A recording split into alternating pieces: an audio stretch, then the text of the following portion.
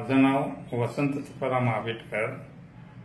मी पाचगाव तालुका करवीर इथं राहतोय आणि मला जरा पूर्वीपासून हृदयाचा त्रास होत होता, दंबाई होत होता.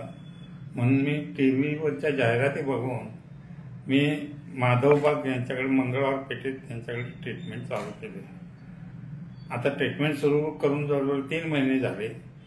त्या 3 महिन्यामध्ये बराचसा माझा प्रोग्रेस चांगला आहे, म्हणजे प्रगती चांगली झालेली आहे आणि आता विशेष काय त्रास नाही आणि बऱ्याचशा पूर्वीच्या गोळ्या सुद्धा आता बऱ्याचशा कमी झाल्यात. नमस्कार, मी डॉक्टर अश्विनी अवताडे.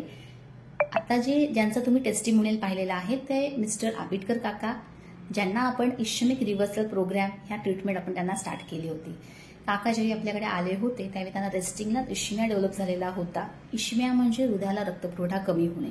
त्यांना पहिल्यापासून डायबिटीज, ब्लड प्रेशर, ब्लॉकेजेस सारखे त्रास होते. त्यांच्या मेडिसिन खूप साऱ्या चालू होत्या. दम लागतोय आणि चेस्ट पेनिंग आहे म्हणून त्यांना पुन्हा अँजिओग्राफी आणि ऑपरेटिव्ह सारखे सल्लेही दिले गेले होते.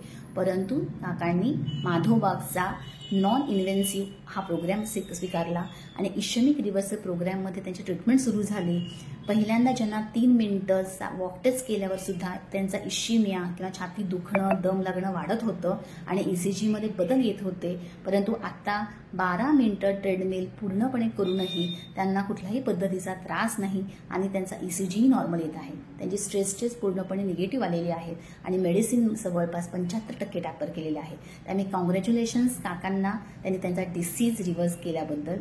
आणि तुम्हा सगळ्यांनाही मी हे सांगू शकते की 70+ नंतर सुद्धा जर आंबेडकर काका त्यांच्या गोळ्या कमी करू शकतात, त्यांचा दम लागणं बंद करू शकतात, त्यांचे ऑपरेशन टाळू शकतात, तर तुम्ही देखील ह्या संधीचा किंवा तुम्ही देखील हे नक्कीच करू शकता. आणि जर दम लागत असेल, छाती दुखत असेल तर लगेच ऑपरेटिव्ह किंवा महागड्या मेडिसिनचा जास्त औषधांचा रस्ता न पकडता आयुर्वेद पद्धतीने माधवबागमध्ये इश्यमिक रिव्हर्सल प्रोग्रामचा तुम्ही ट्रीटमेंट करून घ्या आणि स्वतःला लवकर बरे करा.